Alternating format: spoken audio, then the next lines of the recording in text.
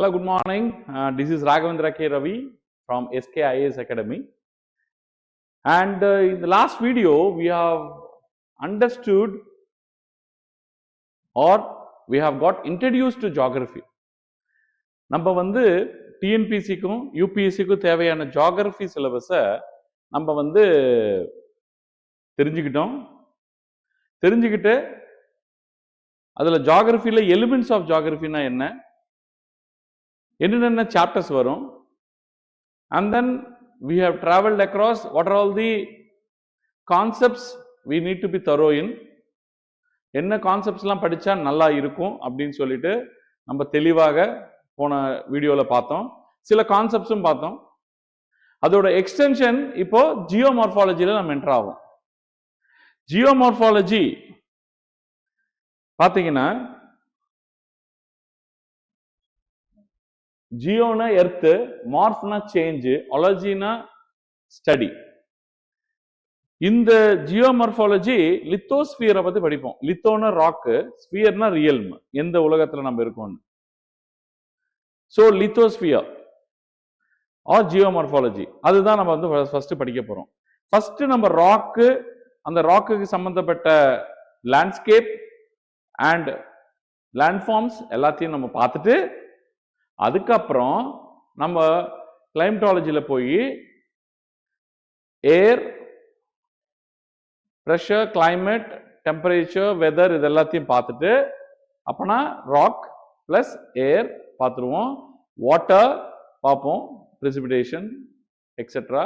அதுக்கப்புறம் நம்ம அப்படியே இன்னொரு water forms like oceanography or or or oceanosphere அதை பார்த்துட்டு அதுக்கப்புறம் light plus water plus soil, அதுக்கப்புறம் ஃப்ளோரா, பயோஜியாகிரபி, சாயில்ல பிளஸ் என்ன டைப் ஆஃப் ஃப்ளோரா, என்ன type of plants or trees நீங்க வந்து பார்க்கலாம். நீங்க right from mosses and lichens எங்க டுண்ட்ரா கிளைமேட்ல இருந்து ஆரம்பிச்சு கீழே ஈக்குட்டோரியல் ஃபாரஸ்ட்ல செஸ்ட்நட், மஹோகனி இந்த மாதிரி ட்ரீஸ் வரைக்கும் நம்ம வந்து ஏன் இந்த ட்ரீ வந்து இந்த பர்டிகுலர் இடத்துல வருது, நம்ம எதுவுமே பைஹார்ட் பண்ண போறது இல்லை, எல்லாமே தரோவா படிக்க போறோம், எதுவுமே பைஹார்ட் பண்ண போறது இல்லை. ரெண்டாவது ஒரு விஷயம், light plus air plus water plus soil அப்படின்னா geomorphology plus climatology plus oceanography plus biogeography. இது எல்லாத்தையும் ஒழுங்கா படிச்சுட்டா நீங்க வந்து அந்த ஃப்ளோராவோட ஃபானாவும் இந்த பர்டிகுலர் அனிமல் ஏன் மைக்ரேட் ஆகுது, ஒரு இடத்துல இன்னொரு இடத்துக்கு ஏன் போகுது, இந்த பர்டிகுலர் அனிமல் ஏன் இந்த இடத்துல தான் பார்க்க முடியுது, ஏன் வந்து ரொம்ப நிறைய நிறைய நிறைய ரெப்டைல்ஸ் வந்து பாம்புகள், ஸ்கார்பியன்ஸ் இது எல்லாமே water logged conditions of the equatorial கிளைமேட்ல ஏன் இருக்கு, இது எல்லாத்தையும் பத்தி நம்ம விடைகள் தெரிஞ்சுக்க போறோம். இதே மாதிரி light plus water plus soil plus flora plus fauna இது எல்லாத்தையும் கம்பைன் பண்ணி நம்ம வேர்ல்ட் ஜியோகிரபியை கம்ப்ளீட் பண்ண போறோம். கம்ப்ளீட் பண்ணிட்டு நம்ம அடுத்தது அப்படியே நம்ம வந்து இந்த கான்செப்ட்ஸ் எல்லாத்தையும், இந்த எலிமெண்ட்ஸ் ஆஃப் ஜியோகிரபி எல்லாத்தையும் நம்ம எங்க போய் அப்ளை பண்ண போறோம், Indian geography, India, land of இந்தியால ரீஜனல் ஜியோகிரபியில நம்ம அப்ளை பண்ண போறோம். இதுதான் நம்ம போன வாட்டி இன்ட்ரோடக்ஷன் ஆஃப் தி வீடியோல பார்த்தோம். நம்ம வந்து அப்ளைடு ஜியோகிரபி இந்தியால கத்துக்க போறோம். இதை நீங்க யூஎஸ்ல இருந்தீங்கன்னா யூஎஸ் ஜியோகிரபி கத்துட்டு இருப்பீங்க. But I am telling you, principles of geography எங்கேயுமே மாறாது, எலிமெண்ட்ஸ் ஆஃப் ஜியோகிரபி ஒர்க் பண்றது வந்து எங்கேயுமே மாறாது. ஆனா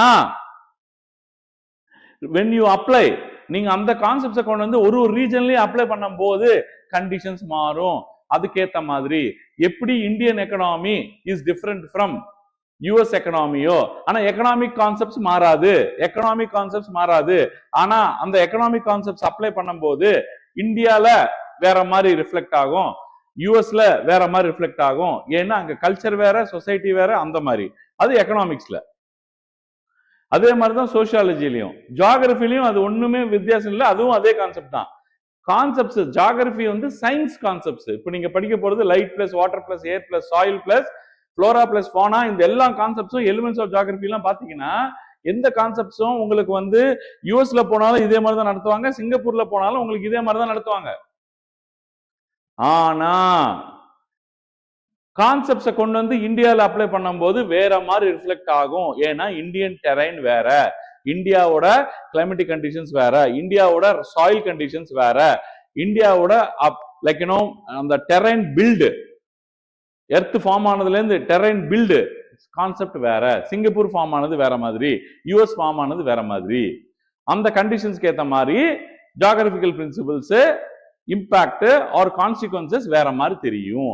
அதுதான் நீங்க இந்தியன் ஜியோகிராஃபில படிக்கும்போது இந்தியன் பிசிக்கல் செட்டிங்கை படிச்சுட்டு இந்தியால வெஜிடேஷன் எப்படி இருக்கு, இந்தியால மான்சூன் எப்படி வருது, இந்தியால அக்ரிகல்ச்சர் எப்படி இருக்கு, இண்டஸ்ட்ரீஸ் எப்படி இருக்கு, அதுக்கேற்ற மாதிரி உங்களுக்கு நேச்சுரல் வெஜிடேஷன் எப்படி இருக்கு, அதுக்கேற்ற மாதிரி மினரல்ஸ் எப்படி இருக்கு, எல்லாமே நம்ம வந்து பார்க்கணும். அதுக்கு முன்னாடி ஜியோமார்பாலஜிக்கு நம்ம வந்துட்டு இதுல 2 விதமான ஃபோர்ஸஸ் இருக்கு. அந்த 2 விதமான ஃபோர்ஸஸ் படிச்சுட்டு அதுக்கு எக்ஸ்டென்ஷன் கான்செப்ட்ஸ், எக்ஸ்ட்ரா கான்செப்ட்ஸ்லாம் இருக்கு. அது எல்லாத்தையும் பார்த்துட்டு ஜியோமார்பாலஜியை ரேப் அப் பண்ண பார்ப்போம் சீக்கிரமா. நான் சொல்லிட்டேன், ஜியோமார்பாலஜினா எர்த்தோட லேண்ட் ஃபார்ம்ஸும் லேண்ட்ஸ்கேப்ஸும் படிக்கிறது. லேண்ட் ஃபார்ம்னா என்ன சார், லேண்ட்ஸ்கேப்னா என்ன சார்? லேண்ட் ஃபார்ம்னா நீங்க ஒரு பர்டிகுலர் மவுண்டன் லேண்ட் ஃபார்ம், ஒரு பர்டிகுலர் பிளாட்டியூ லேண்ட் ஃபார்ம். லேண்ட்ஸ்கேப்னா ஒரே வாட்டி பல லேண்ட் ஃபார்ம்ஸை நீங்க ஒரே பிக்சர்ல ஒரு அழகான ஒரு பியூட்டிஃபுல் லைக் லேண்ட்ஸ்கேப்ல நீங்க எல்லாத்தையும் நீங்க பாப்பீங்க. அதுதான் லேண்ட்ஸ்கேப். இப்போ லேண்ட் ஃபார்ம்ஸ் மாறிச்சுன்னா லேண்ட்ஸ்கேப் மாறிடும். புரியுதுன்னு நினைக்கிறேன். சோ இந்த கான்செப்டை வச்சுக்கிட்டு நம்ம இந்த லேண்ட் ஃபார்ம்ஸ் எப்படி உருவாச்சு, ஓவராலா இந்த லேண்ட் ஃபார்ம்ஸை வச்சு லேண்ட்ஸ்கேப் எப்படி டெவலப் ஆச்சு அப்படின்றது பார்க்கணும்னா நம்ம 2 ஃபோர்ஸஸ் நம்ம படிச்சாகணும். எண்டோஜெனடிக் ஃபோர்ஸஸ், எக்ஸோஜெனடிக் ஃபோர்ஸஸ். எண்டோனா வித்தின் உள்ளல இருந்து, எக்ஸோனா மேல இருந்து. சோ இது ஃபுல்லாவே இண்டோல பாத்தீங்கன்னா பில்டிங் தான் நடக்கும். பில்டிங்னா கன்ஸ்ட்ரக்ஷன் நடக்கும், கன்ஸ்ட்ரக்ஷன். ஆனா எக்ஸோல பாத்தீங்கன்னா கன்ஸ்ட்ரக்ஷன் இல்ல, அங்கங்க டெவலப்மெண்ட் இருக்கும், டிபாசிஷன் இருக்கும். ஆனா டிபாசிட் ஆகிறத நீங்க கன்ஸ்ட்ரக்ஷன் நினைச்சுக்கிட்டா ஓகே. ஆனா தேய்மனமும் அதிகமாக இரோஷனும் வெதரிங்கும் நடக்கும் எங்க எக்ஸோஜெனடிக் ஃபோர்ஸஸ்ல. சார் எண்டோனா ஒரு மவுண்டன் கன்ஸ்ட்ரக்ட் ஆனதுக்கு அப்புறம் தான் உங்களுக்கு தேய்மனம் ஆரம்பிக்குமா சார்? மேல ரிவர் ஃபார்ம் ஆகி அந்த ரிவர் அந்த ராக்கை கட் பண்ண ஆரம்பிக்குமா சார்? இல்ல, ரெண்டுமே பேரலா நடக்கும். இதுக்கு மல்டிபிள் தியரிஸ் இருக்கு. அந்த தியரிஸ்குள்ள படிக்கணும்னா நீங்க ஜியோகிராஃபி ஆப்ஷன்ல தான் இருக்கணும். இதுக்கு ஜெனரல் ஸ்டடீஸ்க்கு தேவையில்லை. இப்போதைக்கு will go to the concept. பாத்தீங்கன்னா lithology is the description of rock composition. Rock நான் சொன்னல, ராக்க பத்தி பார்க்க போறீங்க. லேண்ட் ஃபார்ம் இண்டிவிஜுவல் ஃபீச்சர், தனிப்பட்ட ஒரு ஃபீச்சர். அது மவுண்டனா இருக்கலாம், வேலியா இருக்கலாம், ஸ்லோப்பா இருக்கலாம், இல்லனா பிளாட்டியூவா இருக்கலாம், என்ன வேணா இருக்கலாம். லேண்ட்ஸ்கேப் நிறைய லேண்ட் ஃபார்ம்ஸ் ஒரு பர்டிகுலர் ஏரியால, பல மவுண்டன்ஸ் ஒரு ஏரியால இருக்கு. அது நீங்க மவுண்டனஸ் லேண்ட்ஸ்கேப்னு சொல்லுவீங்க, டிசர்ட் லேண்ட்ஸ்கேப்னு சொல்லுவீங்க. அதுல நீங்க டியூன்ஸ், நிறைய பார்ச்சன்ஸ் எல்லாமே இருக்கும். அத நீங்க டிசர்ட் லேண்ட்ஸ்கேப்னு சொல்லுவீங்க. So landscape, land forms we are very thorough. ஒன்னும் பிரச்சனை இல்லை. நீங்க if you have any doubts you can get back, like you can go back in the video. கொஞ்சம் வீடியோ பேக்ல போய் எல்லாம் பாஸ் பண்ணி நீங்க திரும்பி பார்த்து அந்த கான்செப்ட் தரோ பண்ணிட்டு you can come to the next concept. First order relief. இந்த கான்செப்ட் நம்ம ஒழுங்கா படிச்சே ஆகணும். ஃபர்ஸ்ட் ஆர்டர்னா என்ன, செகண்ட் ஆர்டர்னா என்ன, தேர்ட் ஆர்டர்னா என்ன? சார் இது புரிஞ்சுக்கிறதுக்கு முன்னாடி எனக்கு பிக் பேங் தியரி புரியணும் சார். பிக் பேங் தியரினா என்ன சார்? சிம்பிளா சொல்றேன், ரொம்ப டெப்த் எல்லாம் போயிட்டு மெட்டாபிசிக்ஸ், பிசிக்ஸோட எக்ஸ்பர்ட் மாதிரிலாம் நீங்க பயங்கரமா திங்க் பண்ண தேவையில்ல. பிக் பேங் தியரினா உலகம் உருவாகிறதுக்கு முன்னாடி ஒரு பெரிய எக்ஸ்ப்ளோஷன் நடந்தது. நான் சொல்றது ஹோல் வேர்ல்டு, ஹோல் யூனிவர்ஸ், அந்த கம்ப்ளீட்லி அந்த பிரம்மாண்டமான எக்ஸ்ப்ளோஷன்ல பல டஸ்ட் பார்ட்டிகல்ஸ் செதறி அடிச்சது. அந்த டஸ்ட் பார்ட்டிகல்ஸ் உருவானதுல ஒன் ஆஃப் தி டஸ்ட் தான் நம்மளோட சோலார் சிஸ்டம், நம்மளோட galaxy, milky way galaxy. Within that sun solar system. இந்த சன் சோலார் சிஸ்டம்ல நம்ம சன்னு தான், அந்த ஸ்டார் தான், சன்ன்ற ஸ்டார் தான் பெரிய ஆப்ஜெக்ட். அதுல இருந்து பல டஸ்ட் பார்ட்டிகல்ஸ் இன்னும் வெளியே வந்துச்சு. அதுல இருந்து வந்த பல டஸ்ட் பார்ட்டிகல்ஸ் சிலதெல்லாம் காமெட்டா செட்டில் ஆயிடுச்சு, சிலதெல்லாம் ஆஸ்ட்ராய்டா செட்டில் ஆயிடுச்சு, சிலதெல்லாம் மிட்டியோரைட்டா செட்டில் ஆயிடுச்சு, சிலது பிளானட்டா செட்டில் ஆயிடுச்சு, சிலதெல்லாம் டுவார்ஃப் பிளானட்டா செட்டில் ஆயிடுச்சு. இந்த மாதிரி சிலதெல்லாம் பிளானட்ஸா எலிஜிபிளா இருக்கணும்னா இன்டர்நேஷனல் ஆஸ்ட்ரானமிக்கல் யூனியன் IAU பிரகாரம் சில கண்டிஷன்ஸை ஃபாலோ பண்ணணும். ஃபாலோ பண்ணாதான் அந்த இது பிளானட்னு கருதப்படும். பிளானட்னு கருதப்படும். அந்த பிளானட்ல இப்போ புளூட்டோவை ரிமூவ் பண்ணிட்டு இப்ப 8 பிளானட் தான் இருக்கிறதாக முடிவு பண்றாங்க. இந்த பிளானட்ஸ் உருவானது அப்படின்னா ஸ்டார் வந்து ஹாட் பாலா இருந்தது, சன் வந்து ஹாட் பாலா இருந்தது. அதுல இருந்து வந்த டஸ்ட் பார்ட்டிகல்ஸும் ஹாட்டா தான் இருந்தது, அதுவும் பாலா தான் இருந்தது, ஸ்பிராய்டு ஷேப்ல இருந்தது, ஸ்பியர் மாதிரி. அதுல one of the geoid or spheroid வந்து நீங்க வந்து யூ கேன் சி எர்த். அந்த எர்த் வந்து பாத்தீங்கன்னா ஃபர்ஸ்ட் இனிஷியலா வெரி ஹாட்டா இருந்தது. அந்த ஹாட்டா இருந்த எர்த் பால்ல சுத்தி ஹைட்ரோஜன் அண்ட் ஹீலியம் கேசஸ் நிறைய இருந்தது. அது ரிமூவ் ஆகிற வரைக்கும் இது கூல் ஆகிறதுக்கு வாய்ப்பே இல்லை. ஹைட்ரோஜன் அண்ட் ஹீலியம் கேசஸ் சஃபிஷியண்டா இருந்தது சுத்தி.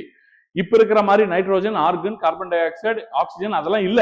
அப்ப இருந்ததெல்லாம் என்னன்னு பாத்தீங்கன்னா ஹைட்ரோஜன் அண்ட் ஹீலியம் கேசஸ். அது இருக்கிற வரைக்கும் இந்த ஃபியூஷன் ப்ராசஸ் இல்லைன்னா இந்த ஹாட் ப்ராசஸ் வெளியே போகவே போகாது.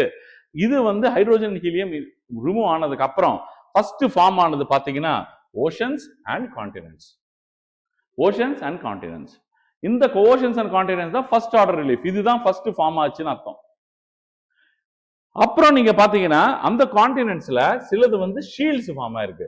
ஷீல்ட்ஸ் என்னன்னு சொல்லுவாங்கன்னா கிரேட்டன்ஸ் சொல்லுவாங்க. கிரேட்டன்ஸ் சொல்லுவாங்க. இந்த கிரேட்டன்ஸ் அது stable part of the continent. ரொம்ப ரொம்ப stable part of the continent.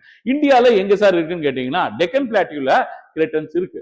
Dharwar shield, Cuddapah shield, Dharwar craton, Cuddapah craton, இது எல்லாமே stable part of the continent. இது என்னன்னா ஃபர்ஸ்ட் ஃபார்ம் பண்ண ஸ்டேபிள் பார்ட். சார் இது எப்படி சார் இது மட்டும் ஸ்டேபிள்னு சொல்றீங்க, மிச்சதெல்லாம் வந்து ஸ்டேபிள் இல்லையா? இல்ல, நான் என்ன சொல்ல வரேன்னா இந்த கிரேட்டன்ஸ், இந்த ஷீல்ட்ஸ் நீங்க பாத்தீங்கன்னா மோஸ்ட் ஸ்டேபிள் பார்ட்னு சொல்றதுக்கு காரணம் அதோட கம்போசிஷன். அது என்ன மெட்டீரியலால கம்போஸ் ஆகப்பட்டது, எப்படி வந்து மேக்கப் ஆகப்பட்டது, எப்படி மேடப் ஆகப்பட்டது அப்படின்றது தான் ரொம்ப இம்பார்ட்டன்டான ஒரு விஷயம்.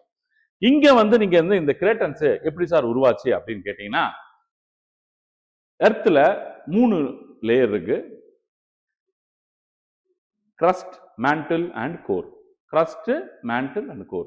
நான் அங்க வரும்போது இந்த கான்செப்டை நான் உங்களுக்கு இன்னும் விலாவரியா எக்ஸ்பிளைன் பண்றேன். அடுத்தது வந்துரும் கொஞ்ச நேரத்துல. அப்புறம் ப்ராவின்சஸ் ஃபார்ம் ஆச்சு, அதான் வந்து நார்மல் கான்டினென்ட்ஸ். அப்புறம் ஓரோஜெனினா மவுண்டன் பில்டிங்னு அர்த்தம். அந்த அப்லிஃப்ட்மெண்ட்னா ஹிமாலயாஸ் அப்லிஃப்ட் ஆச்சு, பிளாக் மவுண்டன்ஸ் அப்லிஃப்ட் ஆச்சு, ஃபோல்டு மவுண்டன்ஸ் அப்லிஃப்ட் ஆச்சு. இது எல்லாமே அப்லிஃப்ட்மெண்ட். அப்லிஃப்ட்மெண்ட் முடிஞ்ச உடனே மேல ரிவர்ஸ் ஃபார்ம் ஆச்சு. ரிவர்ஸ் வந்து கட்டிங் பண்ணுச்சு. அந்த கட்டிங் பண்ண மெட்டீரியல் வந்து டெல்டாவா ஃபார்ம் ஆச்சு. அப்புறம் வந்து சாயில் வந்து கீழே அலிவில் சாயில் மாதிரிலாம் ஃபார்ம் ஆச்சு. இதெல்லாம் பாத்தீங்கன்னா அடுத்தது 4th ஆர்டர் ரிலீஃப். இதெல்லாம் 4th ஆர்டர். அப்படின்னா நான் என்ன இங்க ரிலீஃப்ல இருந்து என்ன புரிஞ்சுக்கிட்டீங்கன்னா எப்படி வந்து உலகம் ஃபார்ம் ஆகி ஒரு லேண்ட் ஃபார்மும் ஒரு லேண்ட்ஸ்கேப்பும் எப்படி உருவாச்சு, எந்த ஆர்டர்ல உருவாச்சு. இங்க நீங்க எடுத்துக்கிட்டீங்கன்னா திரேதா யுகம், துவாபர யுகம், கலியுகம் அப்படின்னு நீங்க வந்து எப்படி வந்து நம்ம வந்து பிரிக்கிறாங்களோ நம்மளோட இந்து மைத்தாலஜில, அதே மாதிரி இங்க எபாக் மியோசின், பிளைஸ்டோசின், நியோசின் அப்படின்னு இவங்க பிரிப்பாங்க.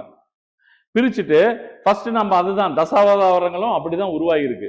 எப்படி வந்து உருவாயிருக்குன்னா எர்த் எப்படி உருவாச்சோ ஹாட் பால்ல இருந்து இப்ப current stage of the earth எப்படி இருக்கோ, இப்ப எப்படி எர்த்தோட கரண்ட் பொசிஷனோ அதுவும் அப்படிதான். நீங்க ஃபர்ஸ்ட் பாத்தீங்கன்னா உங்களுக்கு மச்ச அவதாரம் தான் இருக்கும். மச்ச அவதாரத்துக்கு அப்படின்னா ஃபிஷ் ஓன்லி வந்து ஓஷன்ஸ் ஃபார்ம் ஆயிருக்கு. அதுக்கப்புறம் ஓஷன்லயும் கான்டினென்ட்டும் ஃபார்ம் ஆன மாதிரி கூர்ம அவதாரம் அப்படின்னா டார்டாய்ஸ். லைக் டார்டாய்ஸ் நீங்க வந்து அந்த டார்டாய்ஸ் அவதாரம் வந்து நம்ம வந்து விஷ்ணு அவதாரன்றது 1வது அவதாரம்னு முடிவு பண்ணாங்க. அதுக்கப்புறம் பாத்தீங்கன்னா வராஹா அவதாரம் இருக்கும், அதுக்கப்புறம் வாமன அவதாரம் இருக்கும். நீங்க அப்புறம் வந்து திரேதா யுகத்துல ராம அவதாரம். இது எல்லாமே பாத்தீங்கன்னா டிஃபரெண்ட் எபாக்ஸ், டிஃபரெண்ட் பீரியட்ஸ்ல வந்து டிசைட் பண்ணப்பட்டது. நம்ம mythology is also strongly connected with the sequence of the continents and oceans and landscapes and landforms. அது புரிஞ்சா சரி உங்களுக்கு. ஸோ ஒன்னும் இது நான் ஏன் சொல்றேன்னா everything is scientifically connected, everything is scientifically concept has been built in the past. அதான் நான் சொல்ல வரேன்.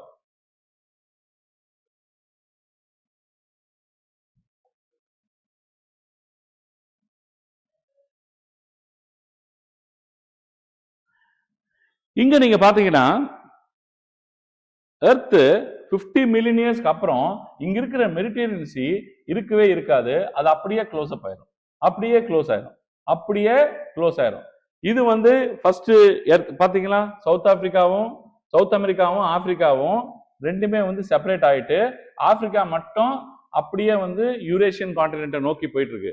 இதுல இருந்து என்ன புரிஞ்சுக்கிட்டாங்கன்னா, ஓகே எர்த்தோட கான்டினென்ட்ஸும் எல்லாமே ட்ரிஃப்ட் ஆயிட்டு இருக்கு. ட்ரிஃப்ட் ஆயிட்டு இருக்குன்னா என்ன, ஒருத்தனை நோக்கி ஒருத்தன் மூவ் பண்ணிட்டு இருக்கான், ஒருத்தனை நோக்கி ஒருத்தன் விலகிக்கிட்டு இருக்கான், ஒருத்தனை இன்னொருத்தன் உரசிக்கிட்டு இருக்கான். இதுதான் வந்து different types of concepts in geomorphology. ஒருத்தனை நோக்கி ஒருத்தர் நோக்கி வந்துகிட்டு இருக்காங்க. ஐ மீன் ஒருத்தர்ன்ற சொல்றது வந்து இங்க continents. Continents moving with respect to each other, continents moving away away.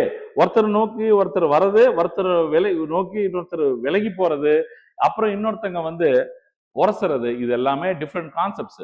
Like இன்னும் அது வந்து நான் கொஞ்ச நேரத்தில் அதை எக்ஸ்பிளைன் பண்றேன், அப்போ உங்களுக்கு புரியும். இது இந்த இந்த இதுல இருந்து பாத்தீங்கன்னா, ஸோ தி கிராபிக்ஸ் பாத்தீங்கன்னா உங்களுக்கு கிளியரா புரியும். இனிஷியலா பல மில்லியன் இயர்ஸ் பிஃபோர் எல்லாருமே ஒரே கான்டினென்டா இருந்தது. அந்த கான்டினென்ட் பேரு பாஞ்சியா. அந்த கான்டினென்ட்டை சுத்தி இருந்த ஓஷன் பேரு பாந்தலாசா. பாஞ்சியா என்ற ஒரு கான்டினென்ட்ல இருந்து எல்லா கான்டினென்ட்ஸும் பிரியுது.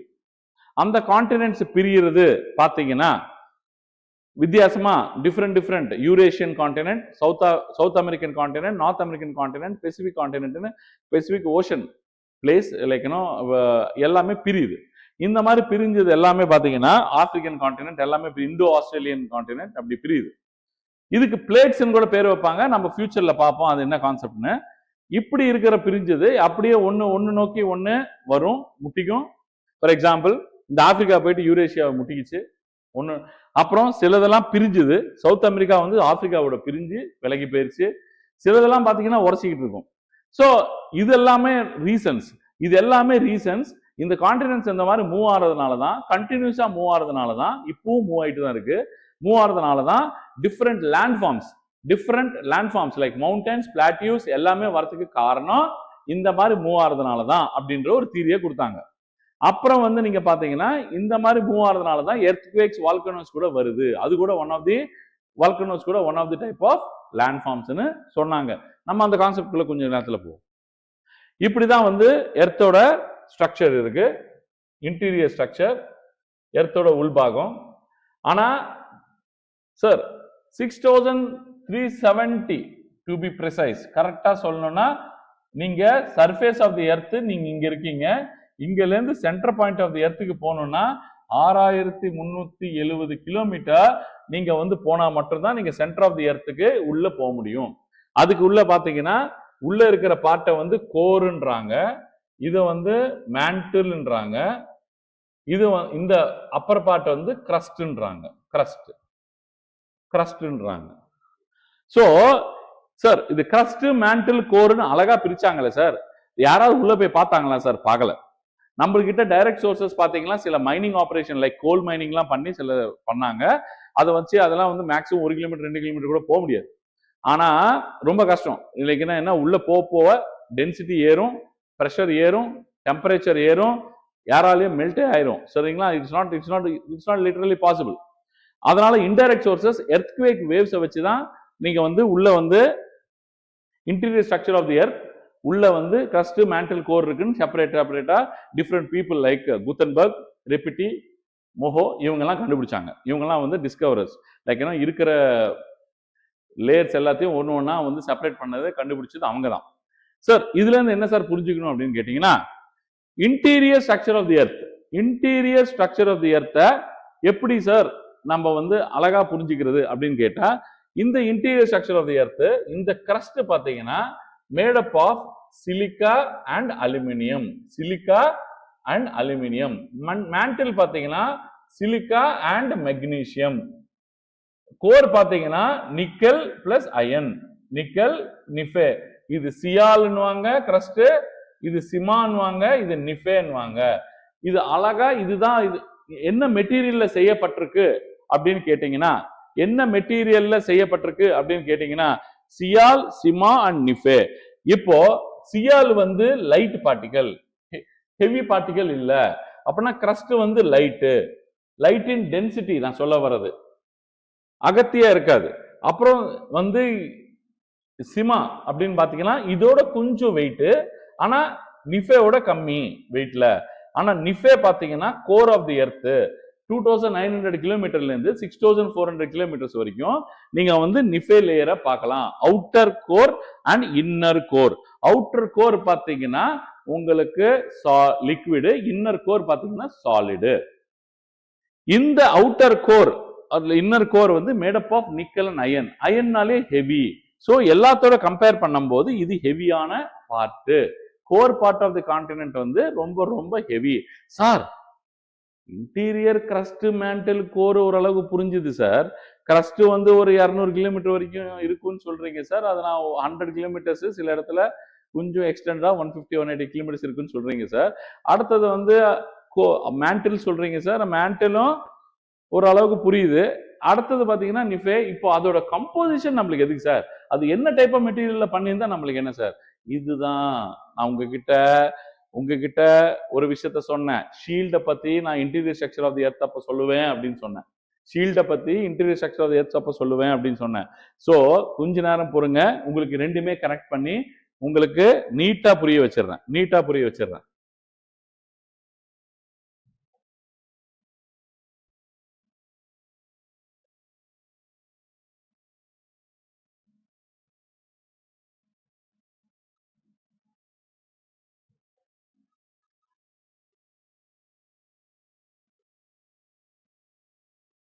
இதுதான் உலகத்துல இருக்கிற எல்லா ஷீல்டு பார்ட்ஸும். இங்க பாத்தீங்களா டெக்கன் பிளாட்டியூ. ஆனா நீங்க உத்தரப்பிரதேஷ் அந்த பிளெயின்ஸ்ல எங்கேயுமே இருக்காது. பிரம்மபுத்திரா, ராஜஸ்தான் எங்கேயுமே இருக்காது. டெக்கன் பிளாட்டியூல மட்டும்தான் இருக்கும். இங்க வந்து பாத்தீங்கன்னா ஆப்பிரிக்கால பல இடத்துல டெக்கன் உங்களுக்கு ஷீல்ட்ஸ் இருக்கு. சவுத் அமெரிக்கால பிரேசில்ல இருக்கு, கொஞ்சம் அர்ஜென்டினா அண்ட் பிரேசில் பார்ட்ல இருக்கு. கனடால நிறைய பார்ட்ஸ் இருக்கு, கொஞ்சம் யூஎஸ்லயும் இருக்கு. ஆஸ்திரேலியால கொஞ்சம் இந்த பார்ட்ல உங்களுக்கு வந்து ஷீல்டு இருக்கு. ரஷ்யால பாத்தீங்கன்னா இவ்வளவு பெரிய ஷீல்டு. நான் என்ன சொல்றேன், எங்க ஷீல்டு இருக்கோ அங்க ஐரன் ஓர் இருக்கும். சோ நம்ம மினரல் ரிசோர்ஸ் ஆஃப் தி வேர்ல்டுக்கு வரும்போது, மினரல் ரிசோர்சஸ் ஆஃப் தி வேர்ல்டுன்றது மெயின்ஸ்ல, யூபிஎஸ்சி மெயின்ஸ்ல ரொம்ப இம்பார்ட்டன்டான டாபிக். அதே மாதிரி டிஎன்பிஎஸ்சில மினரல் ரிசோர்சஸ் கேட்பாங்க. மெயின்ஸ்லயும் கேட்பாங்க, பிரிலிம்ஸ்லயும் கேட்பாங்க.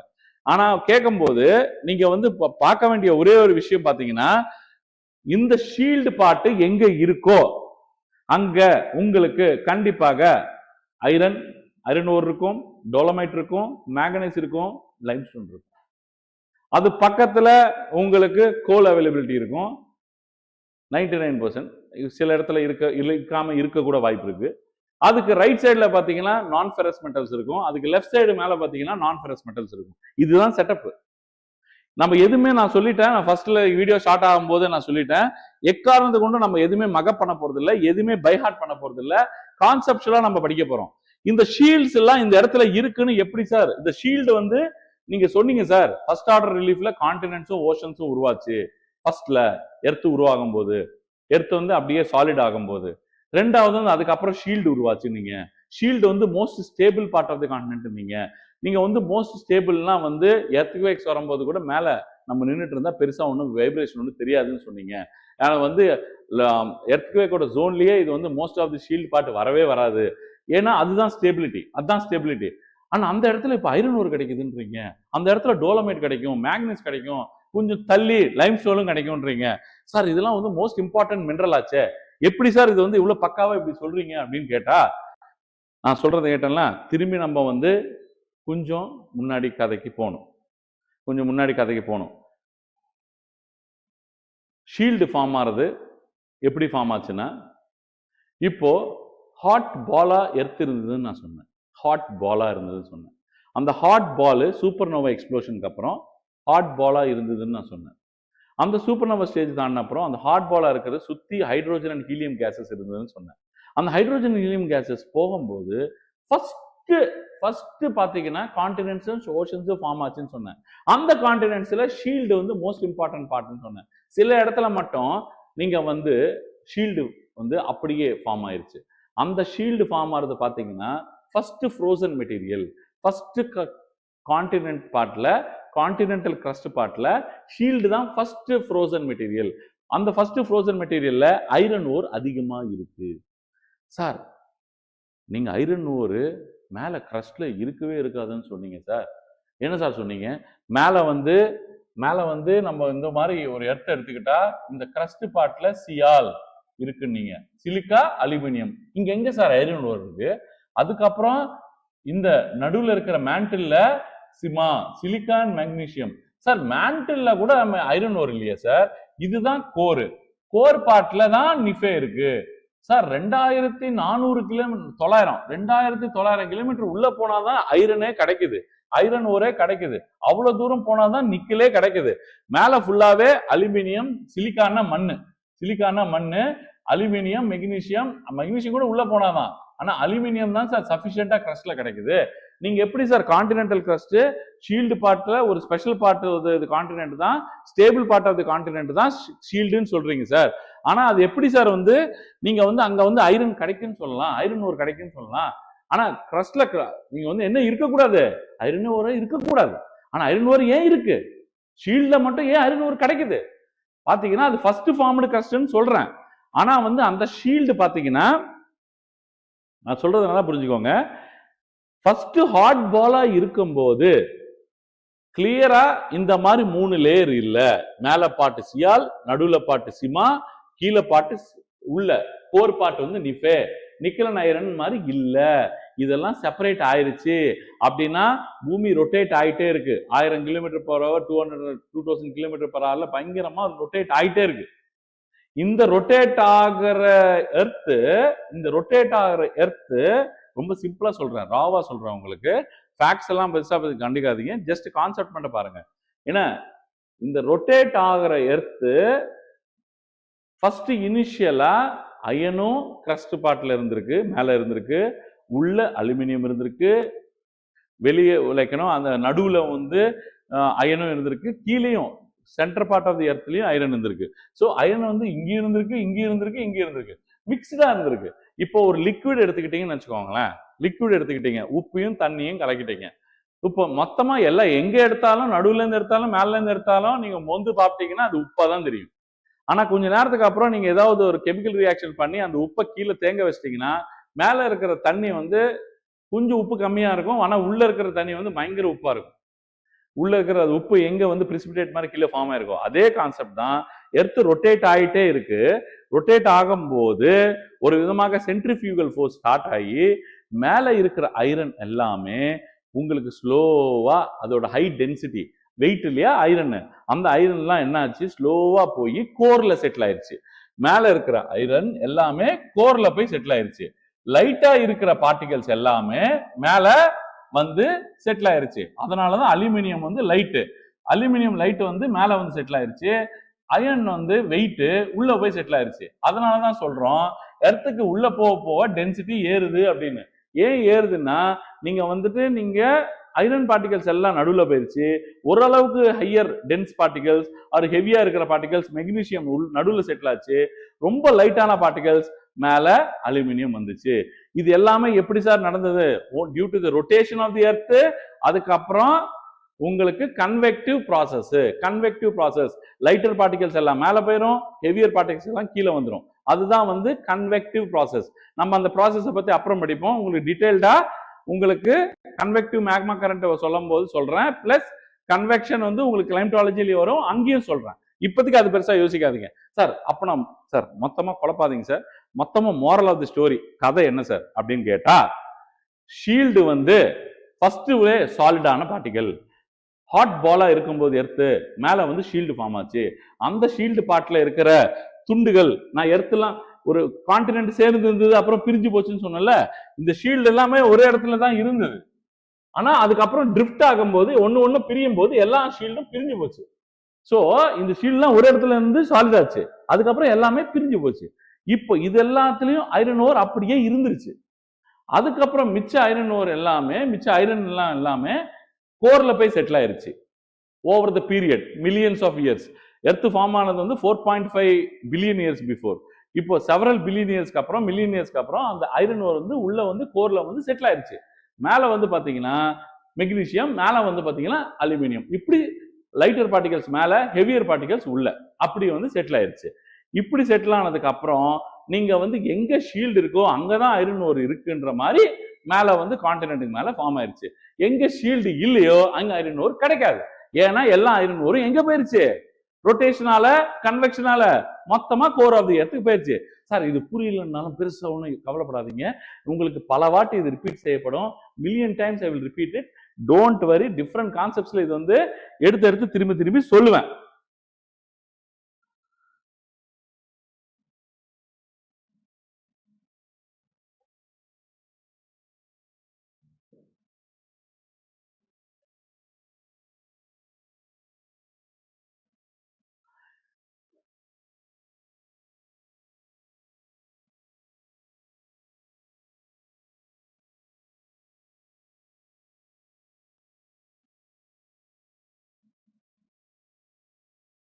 இதுதான் interior structure of the earth. நான் அதை வந்து கம்போசிஷனல் லேயர்னு வாங்குத, இதை கம்போசிஷன் லேயர்னு வாங்க, இந்த மெக்கானிக்கல் லேயர்னு வாங்க. கம்போசிஷன் லேயர்னா இது கான்டினென்டல் கிரஸ்ட் 10லேருந்து 70 கிலோமீட்டர், அப்படி இல்லை கொஞ்சம் மாறும். ஓஷியானிக் கிரஸ்ட் 5லேருந்து 7 கிலோமீட்டர் இருக்கும். அதுக்கப்புறம் வந்துட்டு மேண்டில் வந்து நடுவில் இருக்கிற லேயர், இது கோர். உங்களுக்கு தெரியும், இது நிஃபே, நிக்கலன் அயன், இது சிமா, இது வந்து சியால் மெட்டீரியல். இது வச்சுதான் மேடப் ஆகுச்சு. இதுதான் வந்து கன்ஸ்ட்ரக்ஷன் மெட்டீரியல். இதுல வந்து பாத்தீங்கன்னா மெக்கானிக்கல் லேயர்ஸ்ல கிரஸ்ட் வந்து சாலிட் பார்ட், சாலிடா இருக்கும். அதே மாதிரி கொஞ்சம் கீழே அவுட்டர் மேண்டில்ல எஸ்திரோஸ்பியர்னு ஒண்ணு இருக்கு. அவுட்டர் மேண்டில் அப்படின்னா கிரஸ்டுக்கு கீழே, ஆனா மேண்டிலுக்கு கொஞ்சம், மேண்டிலும் கிரஸ்டும் ஒற்ற இடம். இந்த ஏரியால தான் மேக்மா மெட்டீரியல் இருக்கு. மேக்மா இது வந்து பிளாஸ்டிக் மெட்டீரியல்னு வாங்க, மோல்டன் மெட்டீரியல்னு வாங்க, ஓரளவுக்கு செமி லிக்விட் ஒரு செமி சாலிட் மெட்டீரியல்னு சொல்லுவாங்க. அப்புறம் இது ஃபுல்லாவே மிசோஸ்பியர், உங்களுக்கு மேண்டில். அப்புறம் இது ஃபுல்லா கோர். இப்ப எப்படி இருக்குன்னா செட்டப், இது சாலிடு, இது ஓரளவுக்கு செமி சாலிடு, இது திரும்பி லிக்விடு, செமி சாலிடு, அதுக்கப்புறம் இது சாலிடு, இது சாலிட், செமி சாலிட், அப்புறம் வந்து லிக்விட், அப்புறம் செமி சாலிட். இன்னர் கோர் வந்து சாலிட், இது வந்து லிக்விட், அப்புறம் இது சாலிட், இது லிக்விட், இது எஸ்திரோஸ்பியர், இது திரும்பி சாலிட். ஆல்டர்னேட்டிவா சாலிட் சாலிட் லிக்விட் இருக்கும். இந்த சாலிட் டு லிக்விட் டிரான்சிட் ஆகிறது தான் டிஸ்கண்டினியூட்டின்னு சொல்லுவாங்க. அந்த டிஸ்கண்டினியூஸ் கண்டுபிடிச்சவங்க தான் multiple discoverers like Gutenberg discontinuity, Moho discontinuity, Repetti discontinuity, இதெல்லாமே இருக்கும். ஸோ நீங்க வந்து அந்த அளவுக்கு டெப்த் வந்து அப்புறம் பார்ப்போம். இங்க பாத்தீங்கன்னா உங்களுக்கு அவுட்டர் மேண்டிலும் இதுவும் 2900 கிலோமீட்டர், இதுதான் குத்தன்பர்க் டிஸ்கண்டினியூட்டி. கரெக்டா பார்க்கணும்னா 6396 கிலோமீட்டர்ஸ் சொல்றாங்க. So crust mantle core. இப்போ இந்த ஷீல்டு எங்க சார் இருக்கு? இங்க இருக்கு. இந்த கான்டினென்டல் கிரஸ்ட்ல சில பார்ட் தான் ஷீல்டு. சரிங்களா? ஷீல்டு சில பார்ட் தான் ஷீல்டு. நம்ம அடுத்தது போவோம்.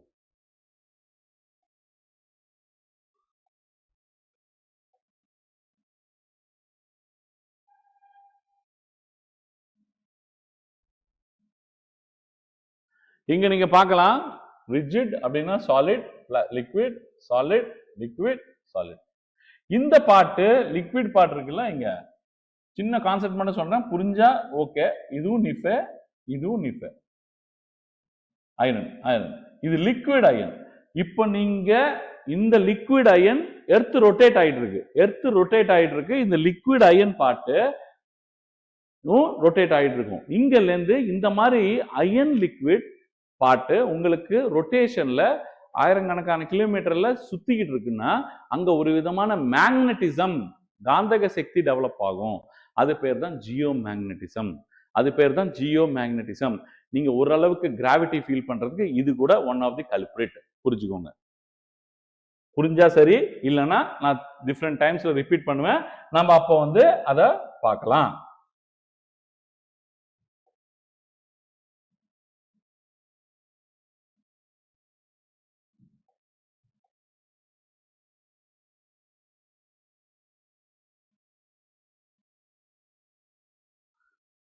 Sir cool. இந்த பார்ட் பாத்தீங்கன்னா மொத்தம் 3 வேரியபிள்ஸ், 3 ஃபேக்டர், 3 எலிமெண்ட்ஸ் உங்களை வந்து ஒரு லேண்ட்ஸ்கேப் இல்லைன்னா ஒரு மவுண்டனை உருவாகிறதுக்கோ, இல்லைன்னா ஒரு பிளாட்டியூ உருவாகிறதுக்கோ, ஒரு வேலி உருவாகிறதுக்கோ வந்து 3 விஷயங்கள் வந்து பயன்படும்ன்றாரு. கிளைமேட் நான் உங்களுக்கு சொன்னேன், light plus water plus soil plus சொன்னல உங்களுக்கு, அதுல இந்த கிளைமேட்ல பாத்தீங்கன்னா லைட்டு வாட்டர் சாயில் வந்துடும். பிளேட் டெக்டானிக்ஸ்ன்றது தான் இப்போ நம்ம உள்ள போறோம். இந்த கான்செப்ட்ஸ் என்னன்னா சிம்பிளா சொல்லணும்னா ஒரு பிளேட்டு இப்ப இருக்கிற நான் கான்டினென்ட் ஓஷன் சொல்லிட்டு இருக்கேன்ல, அது எல்லாமே எர்த்துக்கு தெரியாது, நம்ம தான் போட்ட பேரு. ஆனா அது எர்த்துக்கு தெரிஞ்சதெல்லாம் பிளேட்ஸ். எஸ்தினோஸ்பியர்னு ஒன்று காட்டினேன் உங்களுக்கு. எஸ்தினோஸ்பியர்னு ஒன்று காட்டினேன். அது வந்து கிரஸ்ட் கீழே இருக்கு, அதுதான் மேக்மா மெட்டீரியல்னு சொன்னேன். ஒருவேளை டவுட் இருந்தா கொஞ்சம் பின்னாடி போய் பாருங்க. அந்த magma material molten material plastic material சொன்னேன். அந்த மேக்மா மெட்டீரியல் தான் உங்களுக்கு வோல்கானோல இருந்து வெளியே வந்தா அது பேர் லாவான்னு சொல்றோம். அந்த மேக்மா மெட்டீரியல் எஸ்தினோஸ்பியர் இல்லைன்னா அவுட்டர் மேண்டில்ல இருக்கு. அந்த எஸ்தினோஸ்பியருக்கு மேல உங்களுக்கு இப்ப இருக்கிற ஓசியானிக் டெரிட்டரிஸ் கான்டினென்ட்ஸ் எல்லாமே ஃப்ளோட் ஆயிட்டு இருக்கு. கிட்டத்தட்ட தண்ணிக்கு மேல தெர்மோகோல் போட்டா பிச்சு போட்டா சின்ன சின்ன பிளேட் மாதிரி தெர்மோகோல் போட்டா உங்களுக்கு தண்ணிக்கு மேல ஒரு தெர்மோகோல் போய் இன்னொரு தெர்மோகோல் போய் முட்டிக்கும் பாத்தீங்களா, உரசிக்கும் பாத்தீங்களா, ஒண்ணு முட்டிக்கிட்டு பிரியும் பாத்தீங்களா, இதுதான் பிளேட் டெக்டானிக்ஸ். இதுதான் பிளேட் டெக்டானிக்ஸ். ராவா சொல்லணும்னா, கரெக்டா சொல்லணும்னா, பச்சையா சொல்லணும்னா, சரிங்களா?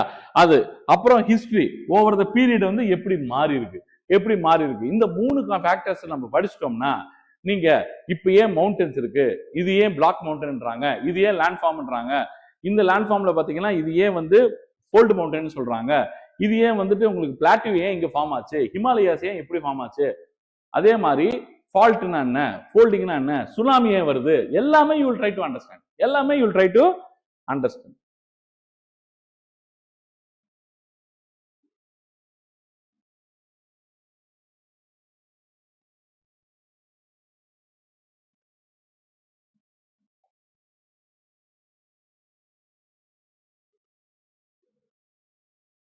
இதுல வந்து ரெண்டு ப்ராசஸ் இருக்கு. ஒன்னு வந்து டெக்டானிக் ப்ராசஸ். அப்படின்னா பூமிக்குள்ள இருந்து ஏதோ ஒரு ஃபோர்ஸ் இருக்கு, அந்த ஃபோர்ஸ் தான் வந்து ஆக்ட் ஆகிறதுனால மேல வந்து மவுண்டன்ஸ் ஃபார்ம் ஆச்சு, மேல வால்கனோஸ் ஃபார்ம் ஆச்சு, வால்கானிக் ஐலாண்ட்ஸ் ஃபார்ம் ஆச்சு, பிளாட்டியூஸ் ஃபார்ம் ஆச்சு, வேல்யூஸ் ஃபார்ம் ஆச்சுன்னு நம்ம ஒரு கான்செப்ட சொல்றோம். இது பேர் எண்டோஜெனடிக் ஃபோர்சஸ் சொல்லுவாங்க. அதுக்கப்புறம் இன்னொன்னு எக்ஸோஜெனடிக் ஃபோர்சஸ். இன்னொன்னு வந்து எக்ஸோஜெனடிக் ஃபோர்சஸ். இதெல்லாமே சிம்பிள். நான் உங்ககிட்ட சொன்னேன் எண்டோஜெனடிக் ஃபோர்சஸ். ஒரு மவுண்டன் பில்ட் ஆயிருச்சு, அந்த மவுண்டன் பில்ட் ஆனதுக்கு அப்புறம் மேல ஒரு ரிவர் ஃபார்ம் ஆச்சு. அந்த ரிவர் வந்து என்னன்னா மேல இருந்து மவுண்டனை கட் பண்ணி அந்த மெட்டீரியல் கீழே கொண்டு வருது. இந்த வந்து அது டிஃப்ரெண்ட் சாயில்ஸா டெபாசிட் பண்ணுது. கடைசியில போய் டெல்டான்னு ஒரு சாயில, டெல்டான்றது வந்து கடைசியில போய் அந்த சாயில ஃபார்ம் பண்ணி டெல்டாவை டெபாசிட் பண்ணுது, அது கடல்ல கறக்கிறதுக்கு முன்னாடி.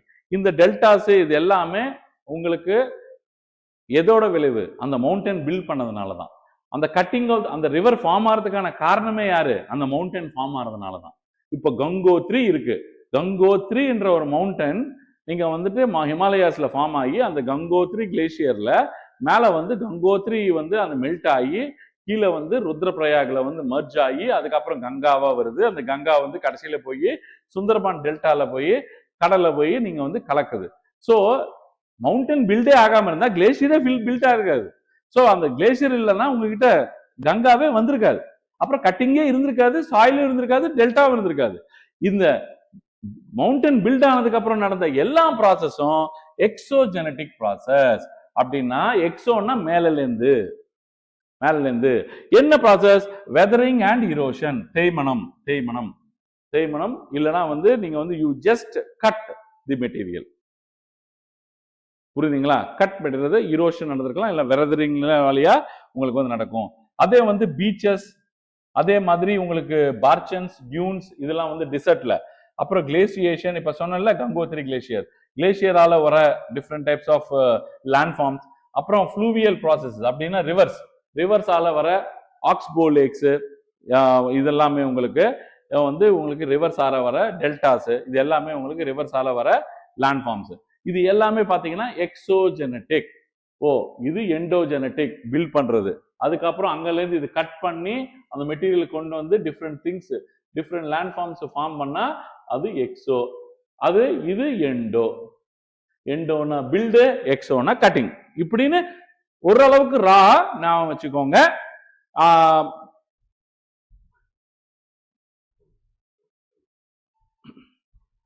ஒரு சின்ன பிரேக் எடுத்துட்டு and then we'll get back. Thank you.